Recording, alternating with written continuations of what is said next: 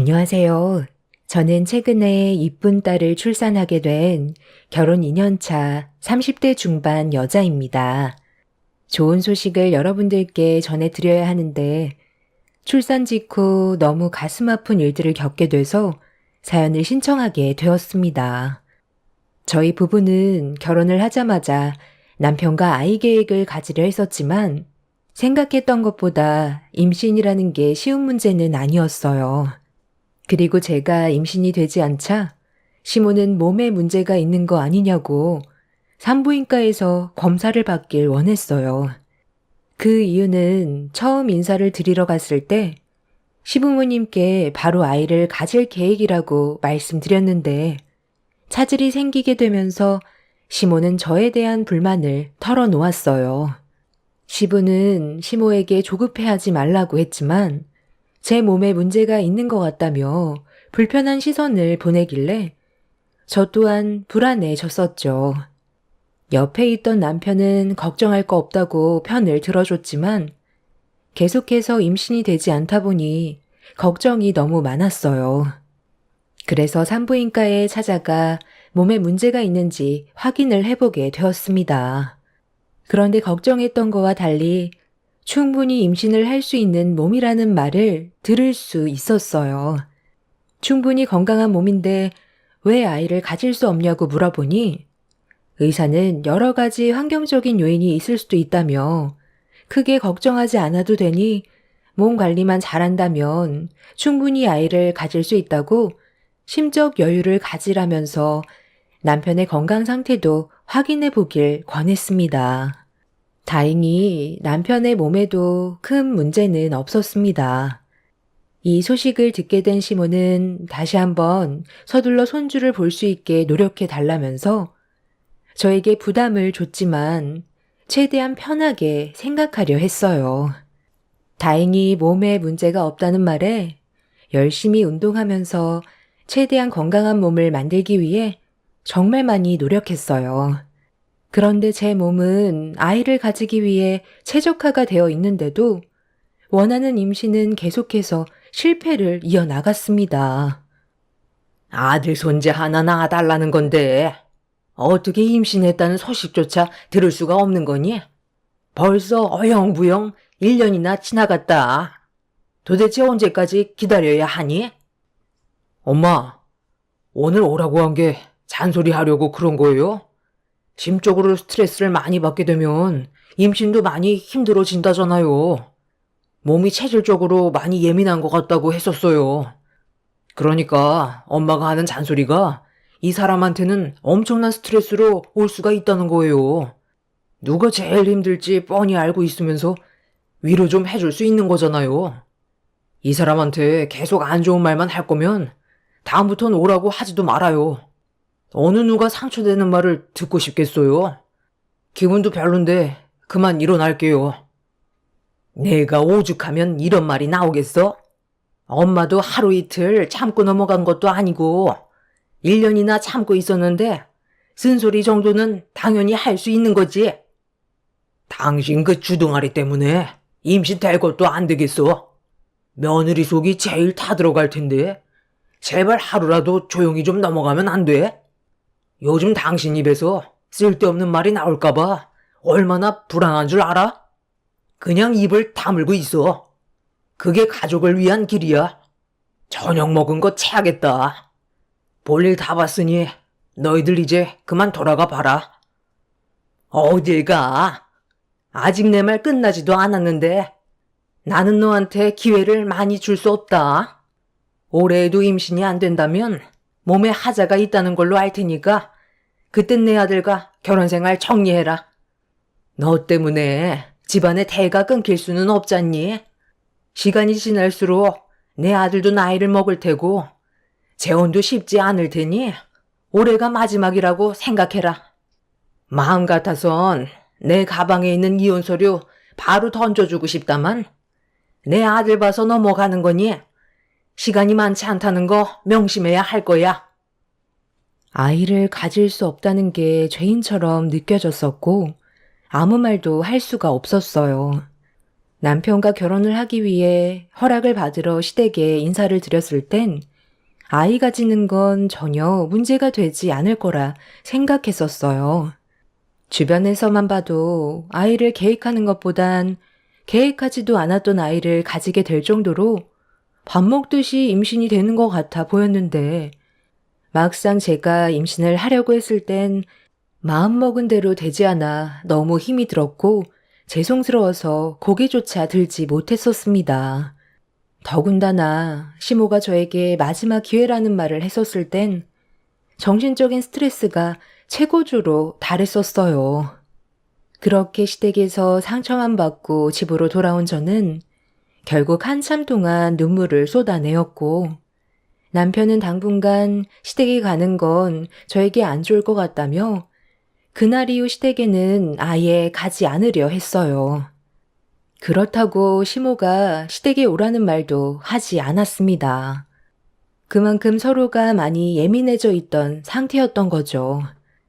아이를 가지기 위해 제가 최대한 스트레스 받지 않게 하려고 모두가 침묵했었고 좋은 소식을 접할 수 있길 간절히 바라고 있었을 때 어느 날부터인가 처음으로 느껴보는 몸의 변화에 예민하게 반응했던 저는 제가 그토록 바라던 아이가 생겼을까봐 조심스럽게 임신 테스트기를 사서 검사를 해보는 순간 감격의 눈물을 쏟아내었어요.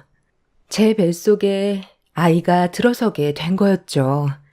화장실에서 눈물을 흘리며 밖으로 나오자 당황한 남편은 제가 임신 테스트 검사를 했다는 걸 전혀 모르고 있었기 때문에 놀라선 한 걸음에 달려왔어요. 남편을 보며 테스트키를 건네자 그간 저처럼 마음고생이 심했었는지 감격의 눈물을 함께 쏟아내었습니다. 그렇게 양가 부모님께 간절하게 기다렸던 임신 소식을 알리게 되었고 시모는 그날 바로 저희 집으로 달려오셨습니다. 첫 임신이라 많이 떨리고 앞으로 어떻게 해야 될지 몰라 걱정이 많았었는데 시모는 걱정하지 말라면서 최대한 안정만 취하면 된다고 어렵게 임신한 만큼 안정기에 접어들 때까지는 일을 쉬는 게 좋을 것 같다면서 한마디 하셨습니다. 고생했다. 이제 다른 거 다 필요 없고 아들이면 된다. 확률은 50대 50이니까 아들 손자 보여줄 수 있는 거지. 일단 이것부터 받아라. 내가 이거 받으려고 얼마나 많은 돈을 들였는지 아니? 몸에 좋은 거니까 하루 3번 거르지 말고 먹거라. 이거 먹으면 딸도 아들로 바뀐다는 말이 있어. 뱃속에 있는 아이는 분명 아들일 거라 나는 확신한다. 첫 임신이 이렇게 어려웠는데 두 번째는 더 힘들겠지. 기대조차 안 하니까 무조건 뱃속에 있는 아이는 아들이어야 한다. 아들이 아니면 어떻게 하시려고요? 임신했으면 된 거지. 딸이건 아들이건 그게 뭐가 그리 중요하다고 왜 또 이 사람한테 부담을 주는 거예요? 어머님, 임신만 하면 된다면서요. 그런데 이 약은 또 뭐예요? 제 뱃속에 있는 아이가 성별이 뭐든 그게 중요한 건 아니잖아요. 딸이면 저 안 보실 거예요? 그건 그때 가서 생각하자. 일단 아들이길 바라고 너도 최대한 몸에 신경 쓰거라. 한약 30일치니까 그거 다 먹을 때쯤 다시 오도록 하마. 임신만 하면 앞으로 행복만 있을 줄 알았는데 또 다른 벽이 제 앞을 가로막았어요. 축하한다는 말은 들었지만 시모는 아들을 원했고 저는 시모의 기대를 충족해주지 못할까봐 또다시 심적으로 불안해졌어요. 남편은 신경 쓰지 말라고 했지만 매일 전화 오는 시모 때문에 정신적으로 스트레스를 받아 너무 힘이 들었어요. 남편이 어떤 한약인지도 모르는 상태에서 함부로 먹는 건 뱃속에 있는 아이한테 문제가 생길지도 모른다는 말에 한약을 먹지 않고 있었어요. 매일같이 전화해서 한약을 먹었냐는 말에 거짓말을 할 수밖에 없었죠. 산부인과에서 남편과 함께 초음파 검사를 하러 갔을 때도 한약에 대해 설명을 했었는데 원장님 또한 한약은 태아한테 위험할 수 있기 때문에 먹지 않는 걸 권장했어요. 그렇게 시모에게 거짓말을 할 수밖에 없었는데 여기에서 문제가 하나 터져 버렸습니다. 한 달이 지나는 시점에 시모가 다시 온다고 했었는데 제가 그걸 깜빡 잊고 있던 거였어요. 아무 생각 없이 근처 마트에서 장을 보고 들어왔는데 거실에 시모가 앉아 있었고 테이블 위에는 한약이 2채가 올려져 있었습니다.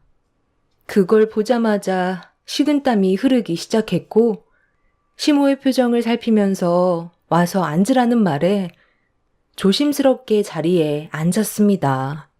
시모는 박스에서 한약 한 봉을 꺼내 제 앞에서 뜯더니 마시라고 건네 주었습니다. 내가 보는 앞에서 들이켜라. 조용히 넘어가고 싶으면 말을 듣는 게 좋을 거야. 감히 시애미한테 거짓말을 해? 매일 꼬박꼬박 잊지 않고 챙겨 먹는다더니 박스도 뜯지 않은 채 냉장고에 그대로 보관해 놓고 있어? 그러면서 나한테는 먹을만 하다고?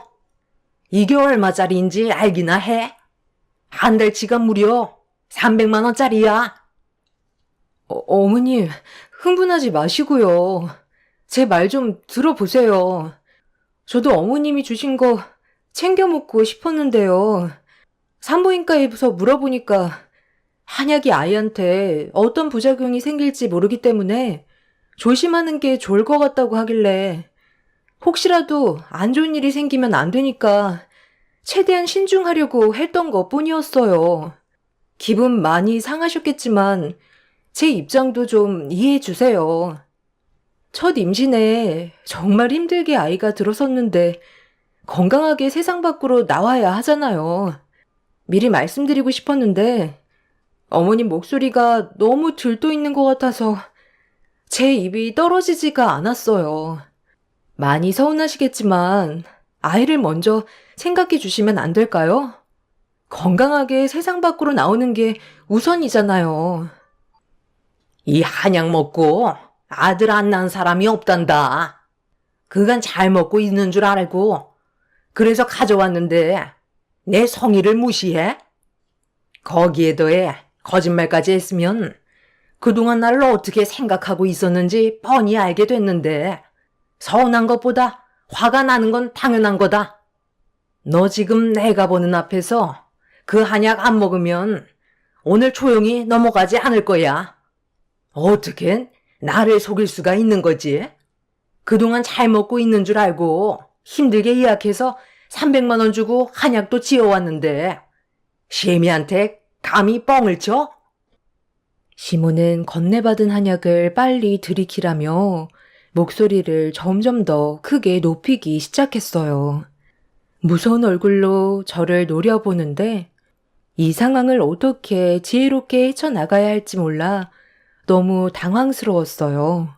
긴장이 맴도는 분위기 속에서 아주 잠깐 동안 침묵이 흐르고 있던 도중 시모가 화를 내려는 순간 다행히 남편이 퇴근을 하고 집으로 들어왔어요. 저와 시모가 서로 마주보고 앉아있는 모습을 보게 된 남편은 손에 들고 있는 한약을 확인하더니 급하게 저에게 뛰어와 한약을 낚아챘어요. 그리고 테이블 위에 올려져 있던 한약을 한번 보더니 어떤 상황인지 대충 짐작을 하고 있었습니다. 엄마, 지금 뭐 하는 거예요? 한약을 이 사람한테 강제로 먹으라고 했다가 큰일 나면 어떡해요? 그리고 이미 뱃속에서 임신이 됐을 때부터 성별은 정해진 거기 때문에 이런 게 필요가 없어요. 함부로 먹었다가 아이한테 장이라도 생기면 어쩌려고 그래요? 제가 싫어서 이 사람한테 먹지 말라고 했어요. 분위기가 정말 안 좋았었는데 다행히 남편이 퇴근하고 들어와서 심각해질 뻔했던 상황을 좋게 풀어주려 노력을 해줬어요. 시모는 남편의 말에 아무 말도 없이 묵묵히 듣고만 있다가 자리에서 일어나 집으로 돌아갔지만 시모가 상처를 강하게 받은 것 같아 너무 불안했어요. 그날 사건 이후 시모는 저에게 연락 한 통도 없었고 제 전화도 받지 않았습니다. 남편은 제 몸만 신경 쓰라고 했지만 불편한 건 어쩔 수가 없었어요. 임신을 했는데도 또 다른 문제거리가 생기게 될 거라곤 전혀 예상하지 못했던 터라 너무 걱정이 많았습니다. 시모의 기분이 상당히 안 좋았었는지 시부에게까지 전화가 와서 무슨 일이 있었냐고 남편한테 물어보았고 모든 걸 설명드리자 시부는 먼저 연락하기 전에는 아무것도 하지 말라고 뱃속의 아이만 신경 쓰길 당부하셨죠. 시모의 화가 풀리기까진 어느 정도 시간이 필요할 것 같아 일단 뱃속의 아이한테만 집중하면서 최대한 스트레스 받지 않게 안정을 취했습니다. 그렇게 한두 달이 지나고 어느 정도 안정기에 접어들었을 때쯤 어느 날 시모에게 연락이 왔어요. 뱃속에 있는 아이가 잘 커가고 있는지 물어보길래 건강하게 잘 크고 있다고 하자 시모는 제 말이 끝나자마자 전화를 끊어버렸고 그 이후로는 또다시 연락이 없었습니다. 그래도 어느 정도 화가 가라앉은 것 같아 안심을 할 수 있었는데 그 이후로 출산 때까지 단 한 번도 전화를 주거나 저희 집에 찾아온 적이 없었어요. 그렇게 출산을 하게 됐는데 세상 밖으로 나온 아이의 얼굴을 보는 순간 감격의 눈물이 쏟아지면서 동시에 불안함도 엄습해 왔습니다. 이유는 제 품에 안긴 아이는 아들이 아닌 딸이었거든요. 시모가 바라는 아들이 아니었기 때문에 무슨 말을 듣게 될지 몰라 계속되는 불안함이 몸이 힘든데도 쉴 수가 없었어요. 그리고 출산 소식을 듣게 된 시부모님이 산부인과로 방문을 하셨습니다. 우리 얼마 만이지?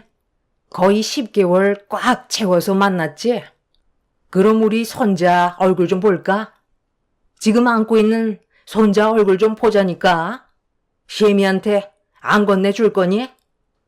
엄마, 손자가 아니라 손녀예요. 원하시는 손자가 아니더라도 저 손주니까 이쁘게 봐주셔야죠. 그가 마음고생 얼마나 많이 했었는데요. 건강하게 출산했어요. 뭐? 손녀라고? 그게 사실이니? 어쩐지 내가 아들인지 딸인지 물어봤을 때 얘기를 잘 안 하더니 정말 손녀였던 거야? 너한테 건네준 한약만 먹었어도 분명 손자가 세상 밖으로 나올 수 있었을 텐데 끝까지 고집 부리더니 결국 일을 이 지경으로 만들었구나. 둘째 계획은 언제 잡을 거니? 최대한 빨리 시작하는 게 좋겠지? 엄마, 이제 막 출산했는데 벌써 둘째를 얘기하세요? 일단 축하한다는 말 한마디 해주면 안 되는 거예요? 요즘처럼 저출산 시대에 한 생명이 태어난 것만도 감사해야죠. 그리고 저번에도 말씀드렸잖아요. 이미 임신했을 때부터 성별은 정해지는 거라고요. 엄마는 산후조리원 운영하면서 그런 말이 나와요? 거기에서 들은 말이니까 내가 한약 지어 가져간 거야. 아들 못 낳은 사람들이 추천해준 한의원에만 가서 약 한 채 지으면 무조건 아들이라고 하길래 그래서 비싼 돈 들여 가져왔는데 한 입도 안 했다고 하니까 결국 이런 일이 생긴 거잖아. 내 말만 들었어도 무조건 아들 손자가 낳을 수 있었을 거라고. 아니, 저기 사돈. 지금 하신 말들은 저는 오늘 처음 듣는데 임산부한테는 한약이 안 좋을 수 있다는 거 몰라요? 이건 기본 상식인데 어떻게 체질 검사도 안 하고 무작정 좋다고 그냥 한약 지어오면 당연히 문제가 되는 거죠. 그리고 그 한약 먹는다고 해서 아들 손자가 낳을 수 있다는 보장은 또 어디 있는데요? 한약을 다 먹었어도 딸이면 그때는 뭐라고 했을 것 같은데요. 힘들게 아이 가지려고 얼마나 노력을 많이 했는지 알면서 그런 말이 나오세요? 축하는 못 해줄 망정 손자가 아니라고 투덜거리는 사돈이 정말 실망스럽네요. 우리 애 그만 몸조리하게 자리 비켜주세요. 좋은 날 분위기 망치고 싶지 않습니다. 너는 그동안 이런 대우받고 있었니? 순식간에 안 좋아진 분위기에 엄마와 시모는 험한 말을 주고받기 시작했고, 딸을 낳았다는 이유 하나로 산부인과에서 한바탕 난리가 나버렸습니다. 시부는 상황이 더 안 좋아지기 전에 시모를 모시고 밖으로 나갔어요. 그제서야 겨우 조용해졌지만 앞으로 어떻게 살아가야 할지 그게 제일 걱정이었습니다. 손자를 기대한 시모가 손녀를 보게 됐으니 저를 곱게 보려 하지 않을 테고 결국 또다시 저에게는 스트레스를 받게 되는 일들이 반복이 될 텐데 그런 예상되는 상황들이 너무 싫게만 느껴졌어요. 분명 제 딸한테도 함부로 대할 게 뻔할 텐데 그런 그림들이 눈앞에 그려지자 더는 시모의 얼굴을 보고 싶지가 않았습니다. 제가 불안해하자 남편이 문제되는 일은 없을 거라며 저를 안심시켜 주었지만 불안한 마음은 쉽게 가라앉지 않았습니다. 그런데 다음날 시모가 다시 산부인과로 아침 일찍 찾아왔어요.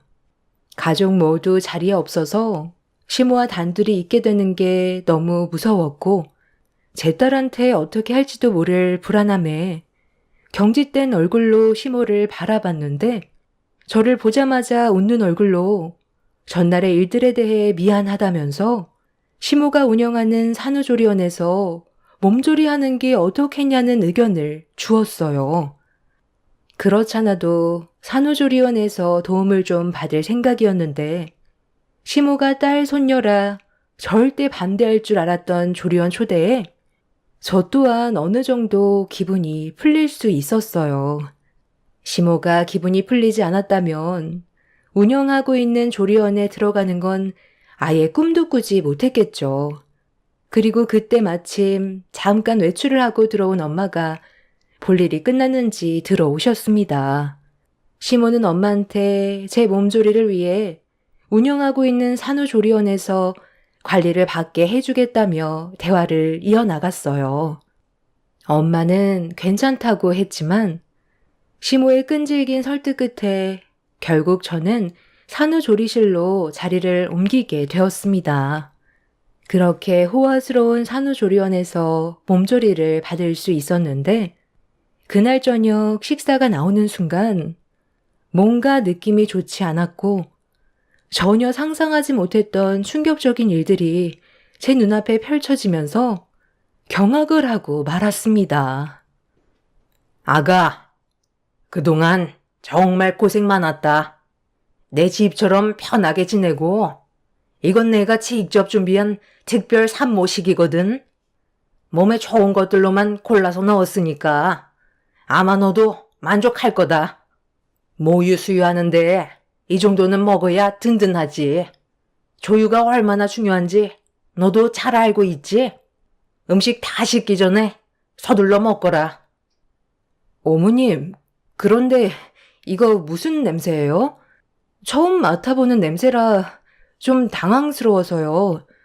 백숙인 건 충분히 알겠는데요. 여기 안에 한약을 많이 넣어서 그런 거예요? 그러게. 한약 냄새라고 하기에는 너무 좀 역한데. 제 딸이 먹어도 되는 건 확실한 거예요.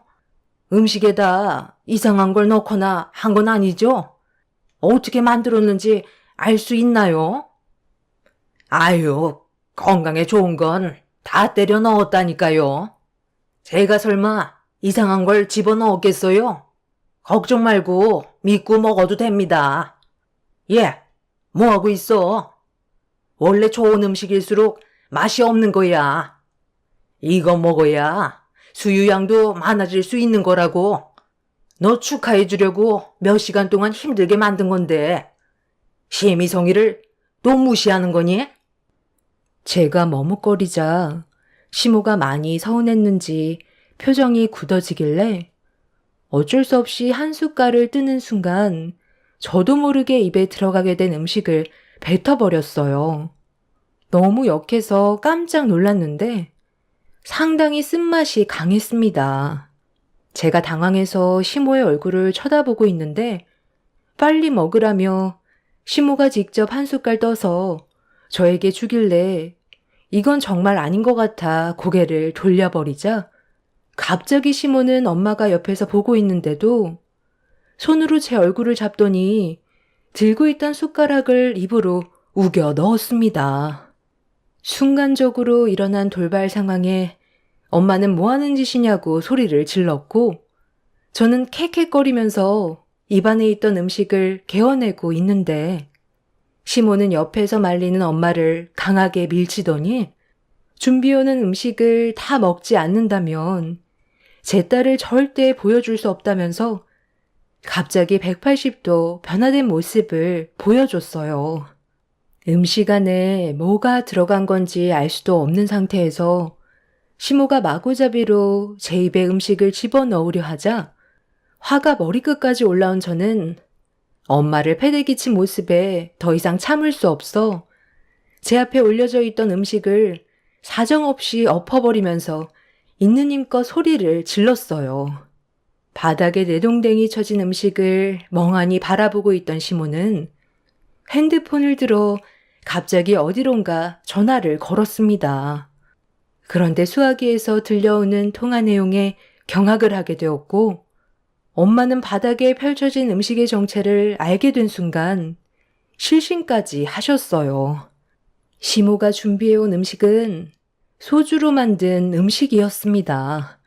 수화기 너머에서 들려오는 목소리에선 전과 동일하게 5병 정도 넣으면 되냐고 물어보았고 시모는 저를 보며 온갖 술은 다 때려 넣어 가지고 오라면서 분노한 얼굴로 흥분을 가라앉히지 못하고 있었어요.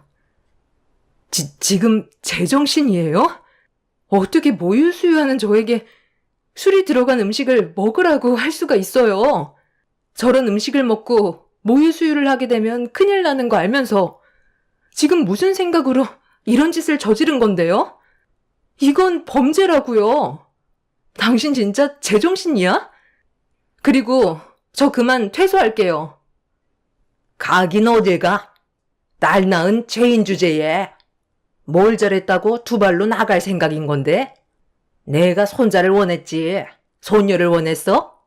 겨우 임신해서 가진 아이였는데 내 허락 없이 감히 손녀를 낳아? 저번에 분명 얘기했을 텐데 손녀가 나오게 되면 내 아들과 그만 정리해야 될 거라고 경고까지 했었지? 이거 이혼 서류다. 도장 찍고 당장 정리해라. 그렇지 않으면 2번 다시 네 딸 얼굴은 구경조차 할 수 없을 거야. 마지막으로 얘기하마. 내 아들과 이혼하거라. 이게 다 지금 무슨 말이에요? 이 사람이 왜 저랑 이혼을 해야 되는 건데요? 그리고 이 냄새 뭐예요? 당신 무슨 일인데 울고 있는 거야? 좀 전까지만 해도 잘 지내고 있다고 나랑 연락했었잖아. 혹시 몰라 걱정돼서 저기 퇴근하고 왔는데 이 사람한테 또 뭔 짓을 저질렀길래 지금 눈물을 흘리고 있는 거냐고요? 남편이 분노하면서 저희 엄마를 부축해 자리에 앉혀들인 뒤 화를 내고 있는데 문이 열리더니 직원이 또다시 음식을 만들어 가지고 들어왔어요. 남편은 음식이 들어오자마자 코를 막으면서 이게 뭐냐고 저에게 물어보길래 백숙에 술을 집어넣은 거라며 그걸 먹게 되면 딸도 술을 먹게 되는 거나 다름없다고 하자 남편은 직원이 들고 온 음식을 바닥에 던져 버리더니 시모의 얼굴에 손을 올려 붙였습니다. 뺨을 맞게 된 시모는 경악을 했고 남편은 그 자리에서 경찰서에 신고를 했어요. 결국 시모는 이 문제로 경찰서에서 조사를 받게 되었고 뒤늦게 이 사실을 알게 된 시부와 저희 아빠도 너무 큰 충격을 받으셨는지 난리가 나게 되었습니다. 시부는 저희 부모님께 죄송하다면서 용서를 구했어요.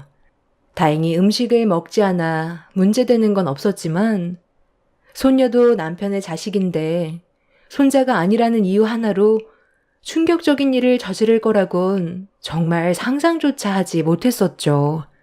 시모는 현재 법적 처벌을 위해 소송 중에 있는 상태입니다. 저보다는 제 딸한테 신체적으로 큰일이 생길 수도 있었던 문제라 가볍게 끝날 문제는 아니라고 합니다. 저는 조금의 선처도 해줄 생각이 없어요. 그리고 시부 또한 저와 제 딸의 안전을 위해 지금 이혼 소송을 준비하고 있습니다. 시모가 운영하던 산후조리원의 명의가 시부로 되어 있어서 다른 산모들에게 불신과 불안함을 조성한 이번 일을 통해 폐업을 하게 되었고 시부와 남편은 평생 시모의 얼굴을 안 보기로 결정을 내린 상황입니다. 정말 기억하고 싶지 않은 순간들이었고 아직까지도 온몸이 떨려올 정도로 정신적인 충격이 상당합니다. 요즘 시대에도 저런 시어머니가 있을 거라곤 꿈에도 몰랐네요. 남편은 시모가 징역을 면할 수 없을 거라며 이번 일이 마무리되면 모든 연락할 수 있는 수단을 끊어버릴 거라고 화를 가라앉히지 못하고 있습니다. 저희 가족에게 앞으로는 또 다른 피해가 없었으면 좋겠어요. 조용히 살아가고 싶은 게 제 소원입니다. 아직까지도 자신의 잘못이 뭔지도 모르는 시모가 꼭 무거운 처벌을 받았으면 좋겠어요. 법적 처벌이 확정이 되는 대로 여러분들께 소식을 전해드리도록 하겠습니다. 제 사연 들어주신 분들 언제나 행복하시고 즐거운 주말 가족들과 좋은 시간 보내시길 바랍니다. 감사합니다. 안녕하세요. 저는 오늘 하루도 감사하게 생각하며 뜻깊은 하루를 보내려 열심히 살아가고 있는 주부입니다. 벌써 남편과 결혼하게 된 지 20년의 시간이 흘렀습니다. 그동안 고생을 좀 했는지 거울을 볼 때면 늘어나는 주름과 처진 눈을 보면서 가슴 쓰린 감정을 숨긴 채 자연스럽게 받아들이며 지내고 있습니다. 언젠가는 떠나게 되는 인생, 항상 즐겁고 행복하게 살아야 하는데 그렇지 못한 삶에 하늘을 원망할 때도 많았습니다. 남편과 결혼 전 정말 많은 반대를 하셨던 부모님이 원망스러워 두 길을 닫아버리고 살림을 차렸습니다. 딱히 잘못한 것도 없었던 남편이었는데 뭐가 그리 마음에 안 들어서 반대를 하셨을까 생각해보니 그저 돈이 없다는 이유 하나로 쓰러질 정도까지 반대를 하셨습니다. 서로 벌면서 하나하나 쌓아 나아가면 된다고 몇 번 말을 한 적도 있었으나 한 번 고생한 삶 죽을 때까지 고생한다는 부모님의 말에 그렇게 살아갈 거라 생각했지만 남편의 열정적인 노력 끝에 사업이 성공하게 되었고 지금은 누구보다 잘 벌고 잘 살고 있습니다. 이런 소식은 또 어찌나 빨리 접하시는지 성공하자마자 저희 부모님 예전과는 다른 모습을 보여주면서 저희 남편에게 정말 잘해줍니다. 저는 그런 모습이 마음에 들지 않았지만 그래도 남편은 저희 부모님께 인정받은 것 같다며 뿌듯해하며 살고 있습니다. 그런데 사업이 잘 된다는 말에 부모님께서 저 몰래 남편에게 그동안 자기 딸 고생시켰다며 그에 따른 보상을 받는 건 당연하다면서 점점 더 많은 요구를 하셨습니다. 처음에는 관광 상품 정도 말을 꺼냈었지만 나중에는 명품 물건들을 원하기 시작했습니다. 사업 잘 된 지 얼마나 됐다고 정신적으로 힘들게 하는 저희 부모님이 싫어 다시는 얼굴 보기 싫다며 연락 끊겠다 했지만 저를 낳아준 부모님이라며 세상 떠나면 못해준 것만 생각난다면서 저에게 더 많은 걸 못해주는 자기 마음이 더 아프다며 더 열심히 일을 해서 양가 부모님 모두 잘 챙기자고 말을 하곤 출근한 남편이 너무 고마웠습니다. 그런데 이런 남편의 마음을 저희 부모님은 왜 모를까요? 바쁜 남편에게 시도 때도 없이 전화하면서 귀찮게 하는 모습들에 결국 화가 치밀어 오르고 말았네요. 엄마, 왜 이렇게 보채는 거예요? 알아서 어련히 해줄까? 계속 이런 식으로 나오면 저 더 이상 엄마 얼굴 안 볼 거예요? 어머머, 너 지금 뭐라고 한 거니? 보채? 내가? 황서방이 해준다는데 네가 왜 나서는 거야? 금이야 오기야 키운 딸 데려가서 고생시켰으면 이 정도는 기본인 거지. 엄마가 알아서 할 테니까 너는 가만히 좀 있어. 그렇게 남편의 사업장까지 찾아가게 되는 상황까지 오면서 선을 넘지 말아야 할 행동들을 하셨습니다. 그런데 잘 될 것만 같았던 사업은 점점 경영 악화로 인해 좋은 날만 있을 것 같았던 남편의 사업이 결국 무너지게 되었습니다. 그런데 그동안 사업 잘 될 때는 좋다고 할 때는 언제고 무너지니 뒤도 안 돌아보고 등 돌려버렸네요. 그런 부모님이 정말 너무 밉고 창피하고 제 얼굴을 들고 다닐 수도 없었습니다. 도와준다는 말도 없이 남편의 안부 전화 또한 받지 않고 돈 빌려달라고 말할까봐 전화번호까지 차단했네요. 이런 행동들의 문제로 인해 너무 화가 치밀어 올랐습니다. 남편은 힘들어지는 사업을 다시 일으키려고 발에 불이 날 정도로 뛰어다니고 있었고 엎친 데 덮친 격으로 한동안 연락도 없었던 부모님께서 전화가 왔습니다. 그새 돈이 떨어져서 전화 온 줄 알았는데 받아보니 엄마에게 전해들은 소식은 다름 아닌 아빠의 건강상의 문제로 전화 온 거였습니다. 전화기에 들려온 소리는 간암으로 인해 건강이 악화되었다는 말을 들었고 청천벽력 같은 말에 결국 털썩 주저앉고 말았습니다. 옆에서 서류를 검토 중이었던 남편은 무슨 일이냐며 물어봤고 아빠의 소식을 전해주니 가지고 있던 서류들을 떨어뜨리고 심각한 표정으로 저를 보고 있었습니다. 너무 갑작스러운 상황을 맞이한 저희는 바로 병원으로 향했고 장기간 항암 치료를 받아야 한다는 의사의 말을 전해 들었습니다.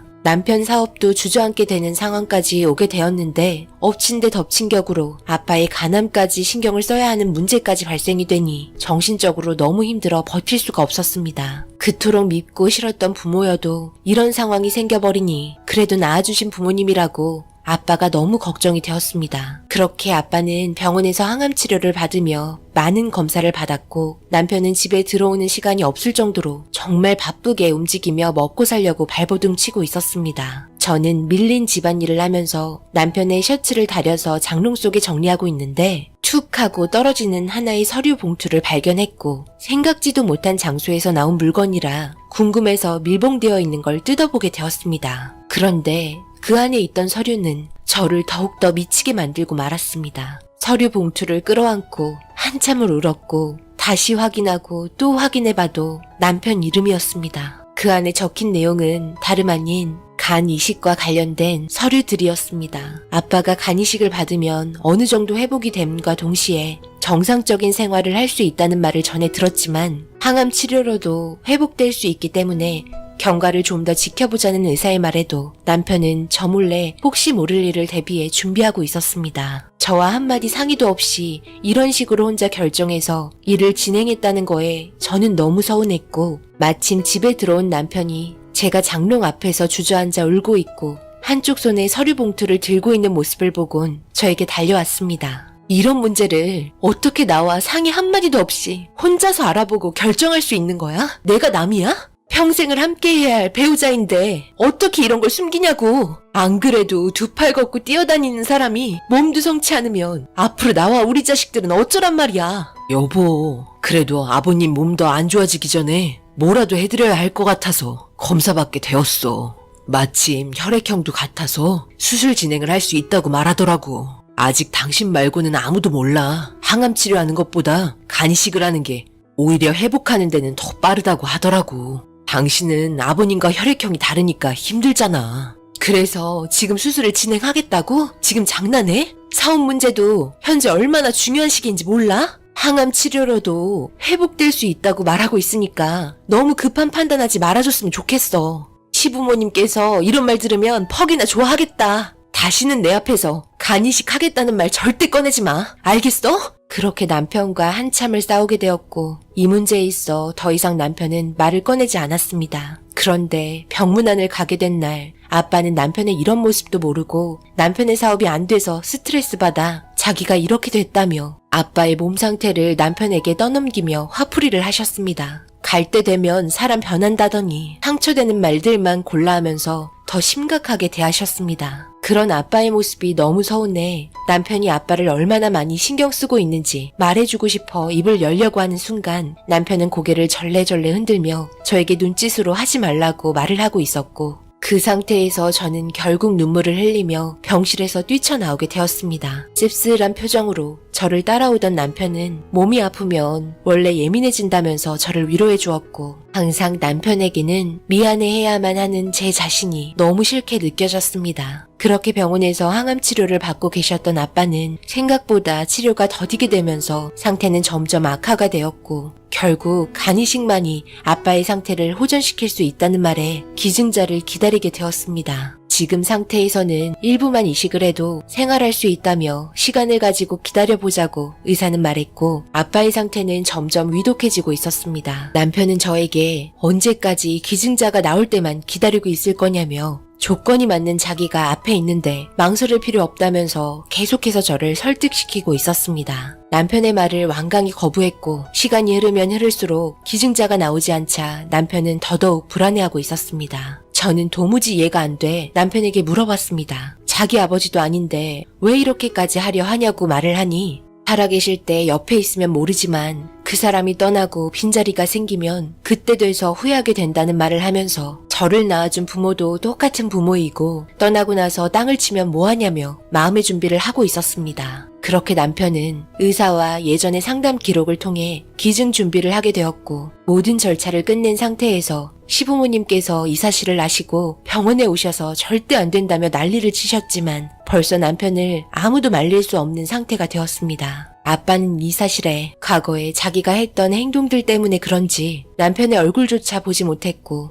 남편은 아빠의 손을 잡으며 좋아질 거라며 좋은 생각만 하시라며 수술 날짜를 잡게 되었습니다. 그렇게 시간이 흘러 수술 당일 남편의 결정에 모두 힘들어하며 숨죽이며 마음의 준비를 하고 있는데 의사 선생님께서 다급하게 저희에게 오셔서는 다른 기증자가 나타났다는 말을 하면서 부분 이식이 아니라 전체 이식을 할 수 있는 상황이 생겼다며 기쁜 소식을 알려줬습니다. 저희 가족은 서로 껴안고 울면서 하늘에 감사하다고 기도했고 그렇게 아빠의 수술은 좋은 결과를 가지고 오게 되었습니다. 남편이 이식하게 되면 부분 이식밖에는 할 수 없었지만 기증자분께서는 전체 이식이었기 때문에 훨씬 좋은 결과에 몸 상태도 빠르게 회복이 되었습니다. 그리고 아빠는 남편에게 그동안 자기가 했던 모든 행동을 잘못했다며 눈물을 흘리며 미안하다고 말을 하면서 남편을 껴안아 주었습니다. 남편의 이런 모습에 하늘도 감동을 받으셨는지 위태로웠던 사업도 다시 예전처럼 회복이 되어가고 있습니다. 모든 일에서 항상 열심히 하며 가족을 우선시했던 남편에게 정말 감사하게 생각합니다. 정말 사람 사는 인생 어떻게 될지 아무도 모르는 것 같습니다. 어느 순간 옆에 있던 사람이 고개를 돌린 순간 사라져 버릴 수 있다 생각하니 살아있을 때 잘해야겠다는 생각이 드네요. 여러분들께서도 오늘 하루 가족분들과 외식이나 따뜻한 말 한마디로 서로를 격려해주고 보듬어줄 수 있는 시간 한번 가져보시기 바랍니다. 제 긴 사연 읽어주신 분들 항상 행복이 함께 하시길 기원하겠습니다. 감사합니다. 안녕하세요. 저는 대학교 다니고 있는 아들 하나, 딸 하나 키우고 있는 55살의 아빠입니다. 제가 이곳에다가 사연을 신청하게 될 거라고 정말 꿈에도 생각하지 못했는데 너무나 충격적인 상황을 겪게 되었네요. 그동안 아내가 저와 함께 결혼 생활을 하면서 못해준 적 단 한 번도 없는데요. 일이 워낙 고되다 보니 조금이라도 힘이 돼줄 수 있는 방법을 생각하다가 아내가 원하는 걸 해주는 게 제일 좋을 것 같아 같이 쇼핑도 하며 놀러도 자주 다니면서 꽤 많은 돈을 쓰게 됐었죠. 그래도 그만큼 아내가 좋아한다면 그런 돈들 아깝지 않았습니다. 아이들이 연년생이다 보니 어느 정도 클 때까지는 집에서 주부 생활을 했었습니다. 원래 요양보호사로 일을 하고 있었지만 아이들 때문에 그만두게 되면서 쉽지 않은 육아에 우울증까지 겹치게 되었네요. 그런 아내가 많이 걱정이 되었는지 어머니께서 집에 자주 들려서 아이들 보살펴주며 주말에 1박 2일로 데이트도 할 수 있게 많이 도와주셨습니다. 어머니께서는 제 아내에게 정말 잘해주셨는데요. 사소한 것들까지 어떻게든 도와주려고 정말 많이 노력했죠. 어머니도 적지 않은 나이인데 아이들 둘 보는 게 어디 쉽나요? 그래도 어머니께서는 고생하고 있는 아내에게 맛있는 음식 만들어 배달해줘. 일주일에 몇 번씩 와서 집 청소해주고 아이들 데리고 아내와 함께 밖에서 맛있는 음식도 사주면서 정말 많이 도와줬는데 그런 것들을 받으면서 아내는 무슨 생각을 했었을까요? 이것 또한 의문입니다. 제 앞에서든 어머니 앞에서든 언제나 한결같이 감사하다는 마음으로 살고 있었을까요? 제가 왜 이런 이야기를 하냐면요. 어머니께서 치매 판정을 받게 된 이후부터 아내의 행동은 점점 달라지게 되었습니다.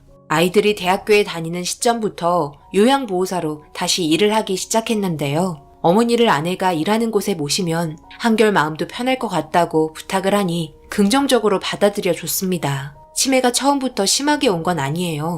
처음 요양원 들어갔을 때 어머니의 상태는 아주 나쁜 건 아니어서 걱정할 필요는 없었지만 시간이 지나다 보니 어머니의 상태가 점점 좋아지지 않아 병원에서 검사를 받아보니 급성 치매 판정을 받게 되었습니다. 아내가 일하는 요양원은 직원보다 관리를 받아야 할 노인분들 비율이 훨씬 많습니다. 그러다 보니 힘들어하는 게 눈에 보여 그런 모습이 안쓰러워 저녁에 아이들과 함께 일손을 거들어 주기도 합니다. 많은 것들을 하는 건 아니고요.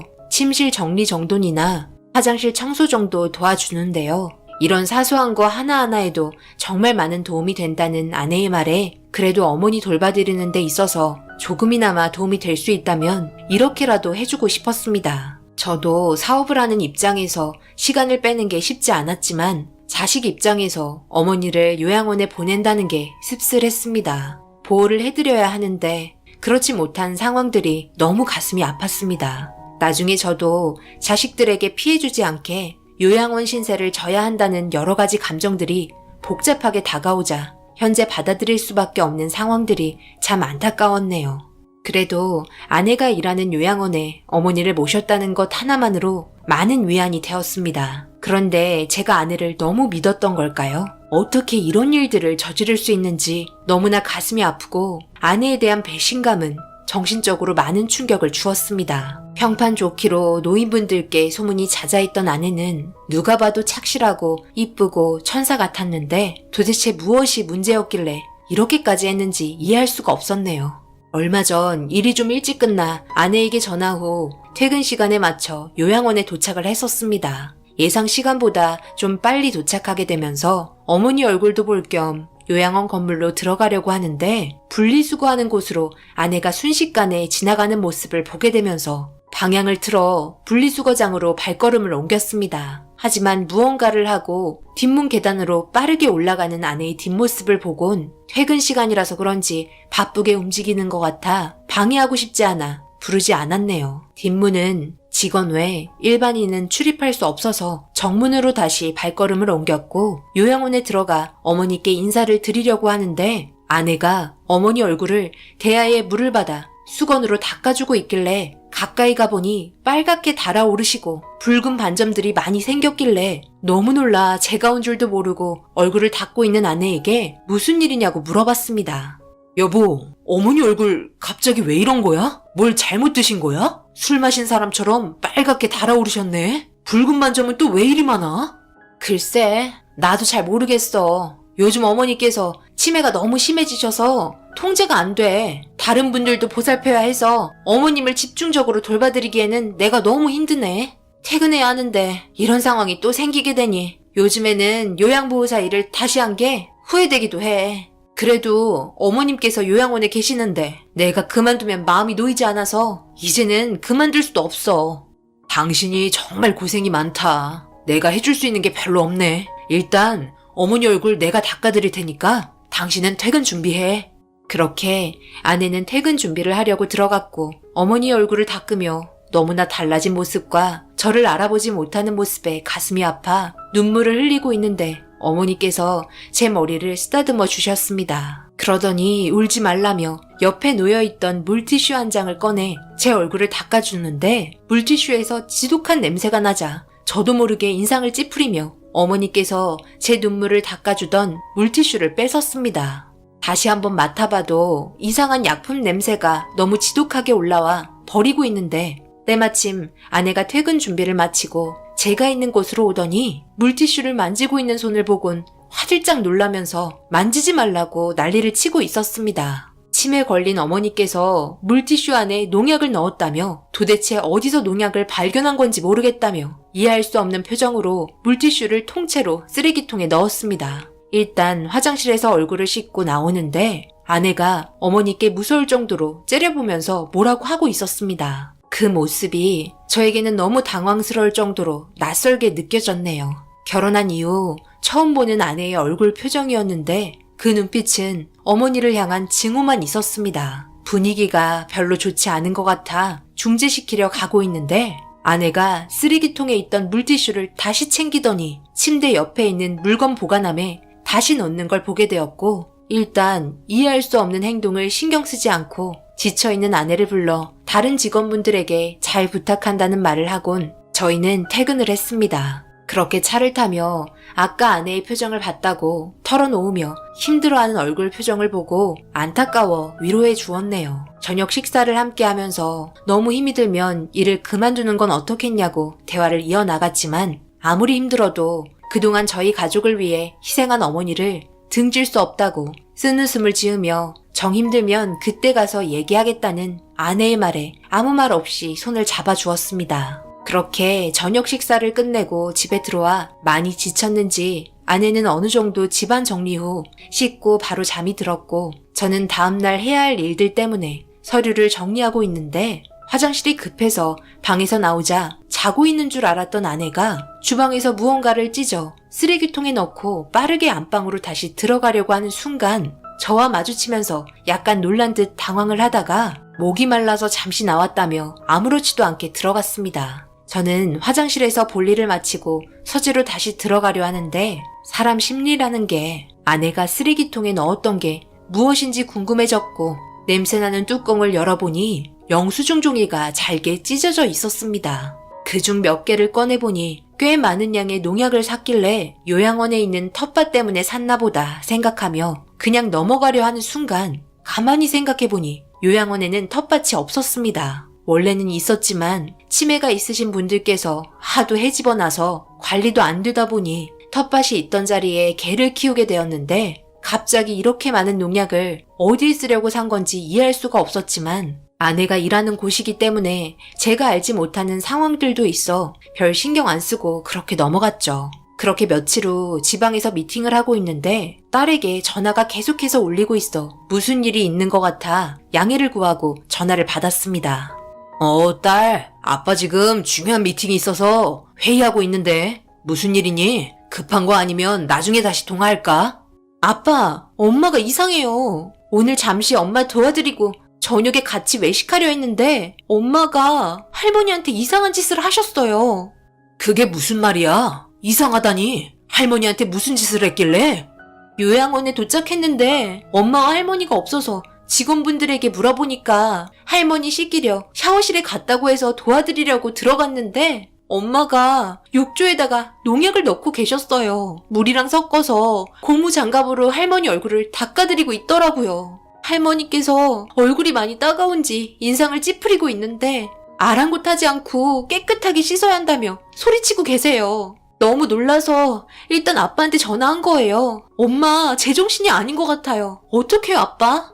딸의 말에 너무 놀란 저는 하던 중요한 미팅도 미루곤 급하게 요양원에 도착을 했습니다. 그리고 밖에서 기다리고 있는 딸이 저에게 달려왔고 많이 놀랐는지 저를 보자 눈물부터 보이기 시작해 일단 진정부터 시켜줬고 엄마의 행동에 너무 충격을 받아 아무 말도 할 수 없어서 밖에서만 서성이고 있었다며 불안해하는 딸을 일단 집에 보냈습니다. 그렇게 요양원에 들어가 어머니께서 누워 계신 침대 옆에 앉아 어머니를 돌려 세우니 너무나 충격적인 모습으로 변해 있었습니다. 너무 놀라 어머니 얼굴을 어루만지니 붉게 달아오른 얼굴이 많이 따가운지 인상을 찌푸리며 온몸을 긁고 있었고 겉옷을 벗기니 온몸이 붉은 반점으로 변해 있었네요. 화가 머리 끝까지 치밀어 오른 상태에서 아내가 들어왔고 저를 보며 웃으면서 하는 말이 음식을 잘못 먹은 것 같다며 다음날 병원에 데려가야겠다고 쓰레기통에 버렸던 물티슈를 보관함에서 꺼내더니 어머니 입을 닦아주고 있었네요.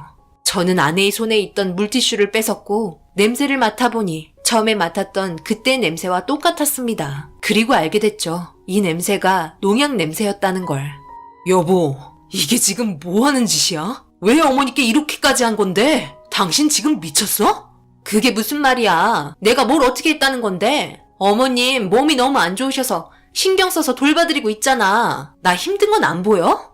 이게 돌봐드리는 거야? 여기 있는 직원들은 도대체 뭘 하길래 어머니께서 이렇게까지 될 때까지 그냥 놔두고 있는 건데?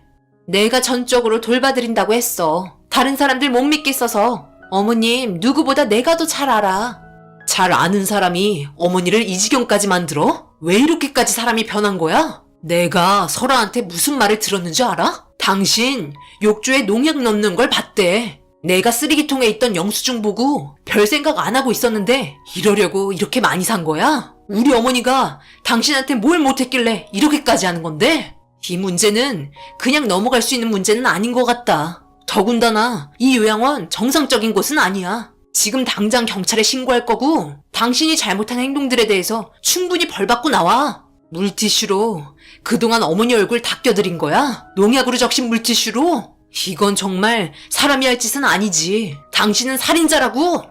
치매 걸린 어머님 돌봐드리는 게 얼마나 힘든 줄 알아? 여기 요양원에서 어머니가 치매 제일 심해. 하루에도 수십 번은 어머니한테 맞으면서 돌봐드리고 있다고. 내가 저번에 무슨 일이 있었는지 알아? 밥 먹고 있는데 화장실 청소하던 물을 내 얼굴에 부어버리더라. 다른 사람들도 어머니 감당 못해. 다들 한두 번 당한 게 아니야. 치매 안 걸렸을 때나 착하고 잘해주셨지. 지금은 요양원에서 제일 독하고 제일 무섭고 어떤 일을 저지를지 모를 정도로 돌발 행동을 하시는 무서운 존재셔. 다른 노인분들도 어머님만 보면 덜덜 떨면서 피하는 정도라고. 당신은 그냥 퇴근해서 잠시 얼굴 보는 것 뿐이지. 얼마나 많은 피해를 받고 있었는지 알아? 나도 너무 화가 나서 복수하고 싶어서 그랬던 것 뿐이야. 신고? 하려면 해. 나도 이렇게까지 하면서 살고 싶지 않으니까. 여태까지 나도 할 만큼 했다고. 그러니까 힘들면 하지 말라고 했잖아. 그만두라고 했잖아. 말 한마디 하면 되는 건데 왜 일을 이 지경까지 만들어? 힘들면 뭐 다른 요양원 찾아보게? 어머님 하루 이틀이면 도저히 돌봐드릴 수 없다고 다시 데려가라고 할걸? 내가 여기서 어머님 단독으로 돌봐드리고 있으니까 조용히 그냥 넘어가 주는 거야. 다른 데서는 절대 안 돌봐줘. 내가 어머님 며느리이자 요양보호사야. 그런데도 이렇게까지 힘들어하는데 다른 곳에서 받아줄 수 있을까? 잘 알지도 못하면서 어머님 편만 들지 말라고. 아내의 분노에 찬 목소리에 저도 흥분을 하기 시작했고 서로의 언성이 높아지고 있는 시점에 어머님께서 시끄럽다며 아내의 머리를 쥐어뜯기 시작했습니다. 갑작스러운 어머니의 행동에 아내는 여러 번 당했는지 아무 말 없이 가만히 있었고 제가 어머니를 제지하려 하자 저보고 가만히 있으라며 나서지 말라고 화를 냈습니다. 너무나 폭력적으로 변해버린 어머니의 행동에 아내는 지칠 대로 지쳐 있었습니다. 아무런 반항 없이 계속해서 가만히 있자 재미없다며 머리를 잡고 있던 어머니의 손이 금세 풀렸고 아내는 눈물을 흘리면서 밖으로 나갔습니다. 처참하게 변한 어머니의 몰골과 눈물을 흘리며 밖으로 뛰쳐나간 아내를 사이에 두고 어떻게 해야 할지 너무나 큰 고민을 하기 시작했습니다. 저는 일단 뛰쳐나간 아내를 따라가 붙잡았고 우울증이 있는 것 같아 병원에 같이 가자며 차에 태웠습니다. 그런데 가는 도중에 잠시 차를 멈춰 달라길래 갓길에 차를 세우니 아내가 발걸음을 향한 곳은 다름 아닌 경찰서였습니다. 저는 너무 놀라 달려가 막았지만 자기가 저지른 행동 달게 받겠다며 저를 뿌리치곤 경찰서에 들어갔고 아내는 그동안 자기가 어머니께 했던 행동들에 대해서 모든 걸 진술하기 시작했습니다. 갑작스러운 아내의 행동에 너무나 당황했지만 벌써 제 손을 벗어난 상태였네요. 결국 아내의 행동에 대해서 법적인 처벌로 징역 1년 6개월을 선고받았습니다. 그나마 초범이고 자수해서 형량이 감형 처분된 거였네요. 아내는 자기가 잘못한 행동에 대해서 모든 걸 인정을 했고 저를 보며 눈물을 흘리면서 자기도 그동안 너무 힘들었다는 말을 끝으로 단 한 번도 얼굴을 보여주지 않았네요. 아이들 얼굴도 보기 힘들었는지 일체 면회를 거절하고 있습니다. 지금 어머니는 다른 요양병원에 있는데요. 돈을 조금 더 드리고 있는 실정입니다. 너무나 달라져 버린 모습에 요양보호사분들이 거의 3명은 붙어야 할 정도로 요양원에서 많이 힘들어하네요. 언제까지 이렇게 해야 할지 앞이 막막합니다. 지금의 기분이 너무 씁쓸하네요. 아내에게 어떻게 다가가야 할지도 모르겠고 어머니에게 했던 행동들이 생각날 때면 용서를 해줘야 할지도 몰라서 많은 갈등이 있습니다. 더군다나 아이들이 받은 정신적인 충격은 더욱더 크네요. 우울증이 심하게 오면서 나타난 행동이라고 하는데 여러분들께서는 제 입장이시라면 어떻게 처리를 해야 할지 결정하실 수 있으신가요? 아직 이혼을 한 건 아닙니다. 섣부르게 모든 걸 끝내기에는 제 마음도 확실하게 정리가 된 것도 아니라서 갈등이 심하네요. 도움이 될 수 있을 만한 댓글들 달아주실 수 있으신가요? 저희 가족의 불안해진 환경 정리할 수 있게 도움 부탁드립니다. 감사합니다.